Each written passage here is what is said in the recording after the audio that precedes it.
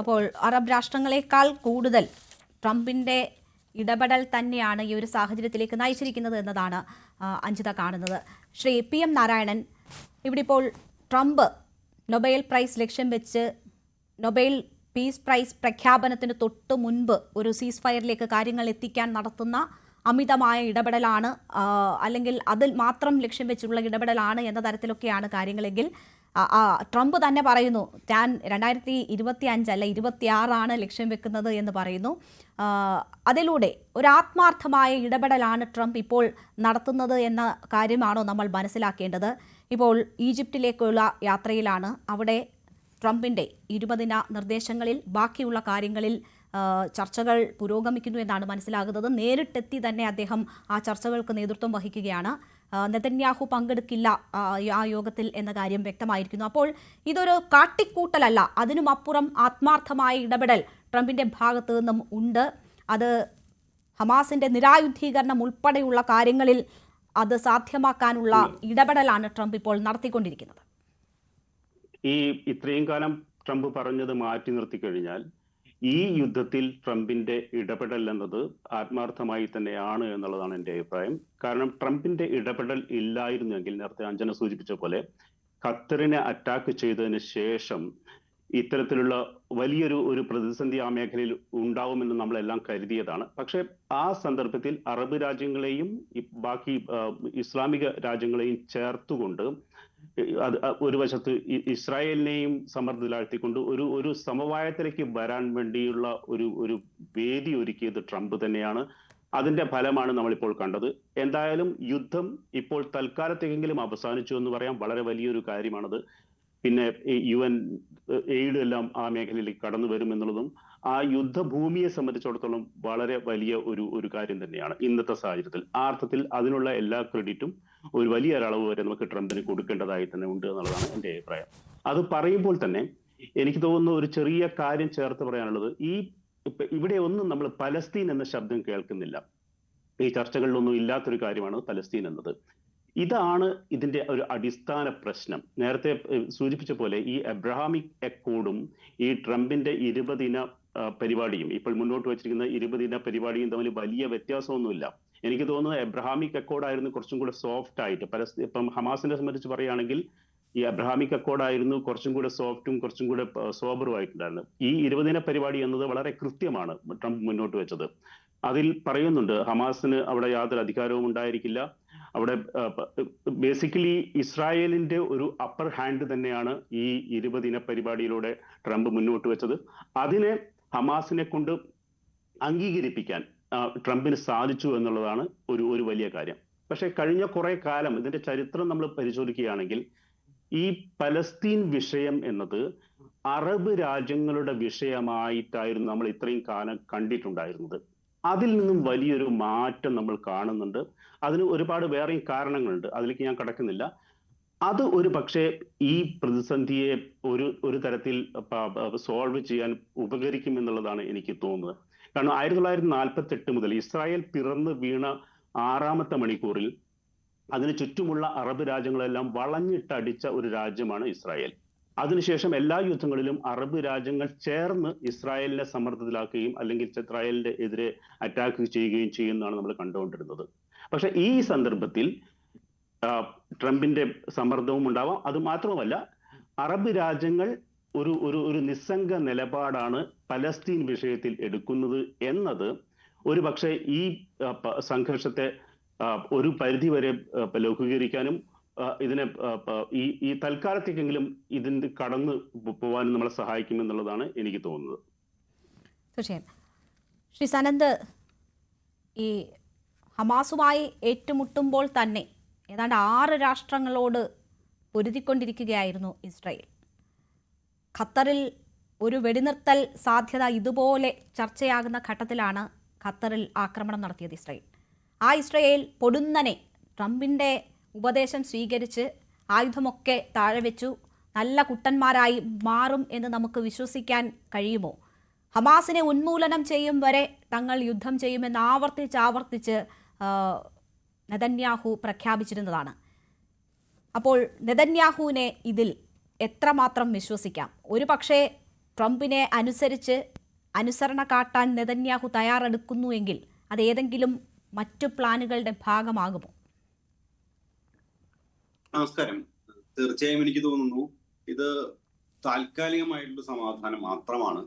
കാരണം ട്രംപിനെ സംബന്ധിച്ച് പെട്ടെന്നൊരു റിസൾട്ട് ഉണ്ടാക്കണം. അതിനപ്പുറത്തേക്ക് നമ്മൾ ഇസ്രായേലിന്റെ ഭാഗത്തു നിന്ന് നോക്കിക്കഴിഞ്ഞാൽ വാസ്തവത്തിൽ കഴിഞ്ഞ 2 വർഷം ഇസ്രായേൽ കൃത്യമായിട്ട് അതിന്റെ പ്രതിയോഗികളെ നേരിടാനായിട്ട് ഉപയോഗിച്ചിട്ടുണ്ട്. നേരത്തെ ഇവിടെ പറഞ്ഞതുപോലെ തന്നെ ഹിസ്ബുള്ളയെ ആക്രമിക്കാനായി ലെബനനിലെ, സിറിയയിലെ ബാഷർ അൽ അസദിന്റെ ഗവൺമെന്റിനെ താഴെയിറക്കാനായിട്ട്, ഇറാനിലെ ആണവ കേന്ദ്രങ്ങൾ തകർക്കാനായിട്ട്, ഇതിന് ഗാസയ്ക്കകത്തുള്ള ഈ പറയുന്ന ഹമാസിന്റെ പരമാവധി നശിപ്പിക്കാനും ആയുധങ്ങൾ ഇല്ലാതാക്കാനും ഒക്കെ ഉപയോഗിച്ചിട്ടുണ്ട്. ആ അർത്ഥത്തിൽ നോക്കുമ്പോൾ ഈ 2 വർഷങ്ങൾ ഇസ്രായേൽ ആക്രമണം നടത്തിയത് ഗാസയ്ക്കകത്ത് മാത്രമല്ല, ആ പ്രദേശത്ത് മുഴുവനാണ്. അപ്പൊ അതിൽ അവർ വിജയിച്ചു എന്ന് ചോദിച്ചു കഴിഞ്ഞാൽ ഒരർത്ഥത്തിൽ ഇസ്രായേലിന്റെ താൽക്കാലികമായിട്ടുള്ള ഒരു വെടിനിർത്തൽ മാത്രമാണ് ഇപ്പോൾ ഉണ്ടായിട്ടുള്ളത്. ഇവിടെ ട്രംപ് പറഞ്ഞു യുദ്ധം അവസാനിച്ചു, സമാധാനം വന്നു എന്നൊക്കെ പറഞ്ഞെങ്കിൽ പോലും ഔദ്യോഗികമായിട്ട് യുദ്ധം അവസാനിച്ചു എന്ന് നെതന്യാഹുവും പറഞ്ഞിട്ടില്ല, ഹമാസിന്റെ ഒരു വക്താക്കളും പറഞ്ഞിട്ടില്ല. അതിനർത്ഥം ഈ യുദ്ധം അല്ലെങ്കിൽ ഈ ഒരു സംഘർഷങ്ങൾ തുടരും എന്ന് തന്നെയാണ്. കാരണം ഹമാസിനെ ഇല്ലാതാക്കുക എന്നുള്ളതാണ് പ്രധാന ലക്ഷ്യമായിട്ട് ഇവിടെ നെതന്യാഹു പറഞ്ഞിരുന്നത്. അസറ്റിനകത്തും പുറത്തും എല്ലാം പറഞ്ഞിരുന്നത് 2 ബന്ദികളെ മോചിപ്പിക്കുക എന്നുള്ളതാണ്. രണ്ടാമത്തെ ലക്ഷ്യം, ഒബ്ജക്റ്റീവ് ലക്ഷ്യം കണ്ടു, 20 പേരെ ഇന്ന് മോചിപ്പിച്ചു എന്നുള്ളതാണ്. പക്ഷെ ഒന്നാമത്തെ ലക്ഷ്യം ഹമാസിനെ നിരായുധീകരിക്കുക, ഗാസയുടെ ഭരണം അവരിൽ നിന്ന് വളർത്തി മാറ്റുക എന്നുള്ളത്. ആ ലക്ഷ്യം ഒരുപക്ഷെ എളുപ്പമല്ല. കാരണം ഹമാസ് എന്ന് പറയുന്നത് അത്രമേൽ ആ ഒരു പ്രതിരോധത്തിന്റെ അല്ലെങ്കിൽ അവിടെയുള്ള അത്തരം സംഘടനകളുടെ ഒരു ഭാഗമായി മാറിയിട്ടുള്ള ഒരു ഓർഗനൈസേഷനാണ്. ഭരണത്തിൽ നിന്ന് മാറി താൽക്കാലികമായി അന്താരാഷ്ട്ര സംവിധാനങ്ങളൊക്കെ ഏർപ്പെടുത്തിയാൽ പോലും ഹമാസ് അവിടെയുണ്ട്. അതൊരു അണ്ടർലൈങ് ആയിട്ടുള്ള വേരുള്ള ഒരു സംഘടനയാണ്. അതുകൊണ്ട് തന്നെ ഇസ്രായേലിന് താൽക്കാലികമായിട്ടുള്ള ഒരു വെടിനിർത്തൽ മാത്രമാണ്. അതിനുള്ള കാരണം ഈ പറയുന്ന രീതിയിലുള്ള ട്രംപിന്റെ പ്രഷർ പ്ലസ് ലോകത്ത് പൊതുവായി ഉണ്ടായിട്ടുള്ള ഇസ്രായേൽ വിരുദ്ധമായിട്ടുള്ള നിലപാടുകൾ, അതിനേക്കാൾ എല്ലാം ഏറെ ഈ ബന്ദികളെ മോചിപ്പിക്കാത്തതിന്റെ പേരിൽ നെതന്യാഹുവിനുണ്ടായിട്ടുള്ള ആഭ്യന്തരമായിട്ടുള്ള വലിയ പ്രഷർ ഉണ്ട്. അത് ഇസ്രായേൽ ഗസറ്റിനകത്തും പൊതുജനങ്ങൾക്കിടയിലും ഒക്കെ ഉണ്ട്. അപ്പൊ താൽക്കാലികമായി അതിൽ നിന്ന് ലക്ഷ്യം മാറാനായിട്ട് സാധിച്ചു എന്നുള്ളതാണ് നെതന്യാഹുവിന്റെ ഒരു വിജയം. ഒരുപക്ഷെ ഇതിന്റെ 2ാം ഘട്ടത്തിലോ 3ാം ഘട്ടത്തിലോ ഒക്കെ പോയി കഴിഞ്ഞാൽ ഇസ്രായേലിന്റെ നയം ഒരുപക്ഷെ ഇങ്ങനെ ആയിക്കൊള്ളണം എന്നില്ല എന്നാണ് ഇപ്പൊ എനിക്ക് തോന്നുന്നത് ഈ വിഷയത്തിൽ. തീർച്ചയായും. ഡോക്ടർ ഗോപകുമാർ, വളരെ കലുഷിതമാണ് ഇസ്രായേൽ പലസ്തീൻ പ്രശ്നം. അത് വർഷങ്ങളായി അങ്ങനെയാണ്. പക്ഷേ എല്ലാത്തിൻ്റെയും തുടക്കം ഒക്ടോബർ 7 അൽ അക്സ ഫ്ലഡ് എന്ന പേരിൽ നടത്തിയ ഭീകരാക്രമണവും ആളുകളെ ബന്ദികളാക്കിയ ഹമാസിൻ്റെ നടപടികളുമാണ്. അപ്പോൾ ആരെയാണ് വിശ്വസിക്കാൻ പറ്റുക എന്നൊരു ചോദ്യമുണ്ടല്ലോ. നെതന്യാഹു ബന്ദികളുടെ കൈമാറ്റത്തിന് ശേഷം വാക്കുമാറ്റുമോ എന്ന ആശങ്ക ഒരു ഭാഗത്ത് നിൽക്കെ തന്നെ നിരായുധീകരണം ഉൾപ്പെടെയുള്ള കാര്യങ്ങളിൽ ഹമാസ് ഇനി സ്വീകരിക്കുന്ന നിലപാട് എന്ത് എന്നത് വളരെ പ്രധാനമാണ്. പക്ഷേ ഇപ്പോൾ ഗസയിൽ നിന്ന് വരുന്ന വാർത്തകൾ എത്രമാത്രം ശുഭകരമാണ്. അവിടെ ഹമാസ് ആധിപത്യം ഉറപ്പിക്കാൻ ശ്രമിക്കുകയാണ്. പ്രാദേശിക സായുധ സംഘങ്ങളുമായി ഏറ്റുമുട്ടൽ നടക്കുകയാണ്. 27 മനുഷ്യർ കൊല്ലപ്പെട്ടു എന്ന വിവരമാണ് വരുന്നത്.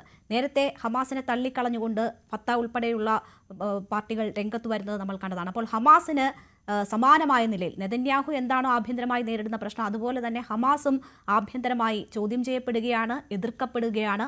അവർക്ക് ആധിപത്യം ഉറപ്പിക്കണമെന്ന അഗാധമായ ആഗ്രഹം നിലനിൽക്കുകയുമാണ്. അപ്പോൾ ഹമാസിനെ നമുക്ക് വിശ്വസിക്കാൻ പറ്റുമോ? തീർച്ചയായിട്ടും വിശ്വസിക്കാൻ പറ്റില്ല എന്ന് തന്നെ പറയേണ്ടി വരും. ഹമസിൻ്റെ നേതൃനിരയെ നശിപ്പിക്കാനാണ് നെതന്യാഹു പരമാവധി ശ്രമിച്ചത്. അതിനാണ് ഖത്തറിലുമെല്ലാം ചെന്ന് ബോംബിട്ടത്. മാത്രമല്ല, ഇവർ തീവ്രവാദ ആശയങ്ങളിൽ വിശ്വസിക്കുന്നതുകൊണ്ടും പ്രവർത്തിക്കുന്നത് കൊണ്ടും അവരൊരു മേശയ്ക്ക് അപ്പുറവും ഇപ്പുറവും ഇരുത്തി സംസാരിച്ച് തീർക്കാവുന്ന ചർച്ചയ്ക്ക് വന്നിട്ടുണ്ടെങ്കിൽ പോലും അത്ര ലളിതമായ ഒരു സാഹചര്യമല്ല ഉള്ളത്. ഇവിടെ ചൂണ്ടിക്കാണിക്കപ്പെട്ട 1-2 കാര്യങ്ങൾ. ഒന്ന്, പാലസ്തീൻ അതോറിറ്റി ഇപ്പോൾ വളരെ ദുർബലമാണ്. അവർക്ക് ഒരു ജനാധിപത്യ ശക്തിയും അവർക്ക് അവരുടേതായ പരമാധികാരവും തിരിച്ചു കിട്ടിയാൽ മാത്രമേ ഹമസിൻ്റെ ശക്തി താഴോട്ട് പോവുകയുള്ളൂ. ഇപ്പോൾ ഹമാസ് ഡോമിനേറ്റ് ചെയ്യുന്നൊരു സാഹചര്യം കുറച്ചു കാലമായിട്ട് നമ്മൾ കാണുന്നുണ്ട്. അത് പാലസ്തീൻ അതോറിറ്റിയുടെ ദുർബലതയാണ് വിളിച്ചു കാണിച്ചത്. ഇത് പറയുമ്പോൾ അമേരിക്ക എന്നും ഇസ്രായേലിനെ പിന്തുണച്ചിട്ടുള്ള ദീർഘകാല ചരിത്രം നമുക്കറിയാം. ഏതെങ്കിലും അമേരിക്കൻ പ്രസിഡന്റ് ശക്തമായി ഇസ്രായേലിനെ തള്ളി പറഞ്ഞിട്ടില്ല. എന്നും ജൂതരാഷ്ട്രം എന്നുള്ള സങ്കല്പത്തിന് അമേരിക്കയ്ക്ക് എന്നും ഒരു സോഫ്റ്റ് കോർണർ ഇസ്രായേലിനോടുണ്ട്. പക്ഷേ ഇപ്പോൾ സാഹചര്യങ്ങൾക്ക് കുറേയൊക്കെ വ്യത്യാസം വന്നിട്ടുണ്ട്.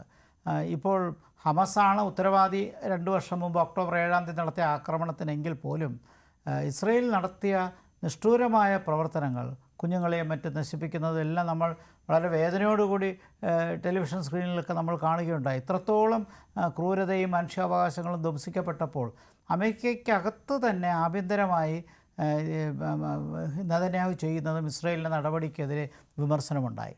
മാത്രമല്ല സമീപകാല സർവേകൾ കാണിക്കുന്നത് നെതന്യാഹുവിനെക്കുറിച്ചും ഇസ്രയേലിനെക്കുറിച്ചുമുള്ള മതിപ്പ് അമേരിക്കയിൽ ഇടിഞ്ഞിട്ടുണ്ട്. ഇപ്പോൾ ട്രംപ് കൊട്ടി ആഘോഷിക്കുന്ന ഈ വിജയം അത് എത്രത്തോളം അമേരിക്കയിലെ ജനങ്ങൾ താല്പര്യപ്പെടുന്നു എന്നുള്ളതാണ് മറ്റൊരു പ്രശ്നം. ഇപ്പോൾ ശീതസമര കാലഘട്ടത്തിനെ പോലെയല്ല ഇപ്പോഴത്തെ അമേരിക്കയിലെ സാഹചര്യം. അകത്ത് സാമ്പത്തികമായിട്ട് പ്രശ്നങ്ങളുള്ള ഒരു പശ്ചാത്തലത്തിൽ മിലിറ്ററി ഇൻഡസ്ട്രിയൽ കോംപ്ലക്സിനെ കൊണ്ട് ആയുധങ്ങളുണ്ടാക്കി ഇസ്രയേലിനെ വിറ്റ് ഇസ്രയേൽ ആക്രമണം ഉണ്ടാക്കുന്ന അങ്ങനെ ഒരു സാഹചര്യമൊക്കെ കുറച്ച് മാറിപ്പോയി. അതുകൊണ്ട് തന്നെ ട്രംപിൻ്റെ ജനകീയത ഈ ഭാവിയിൽ എത്രത്തോളം ഉണ്ടാകുമെന്നുള്ളത് വളരെ വളരെ സംശയമാണ്. പക്ഷേ താങ്കൾ ചൂണ്ടിക്കാണിച്ച ഒരു പ്രധാനപ്പെട്ട കാര്യം അവിടെ നിൽക്കുന്നുണ്ട്. എന്താണ് ഹമസിൻ്റെ ഭാവി എന്നുള്ളതാണ്.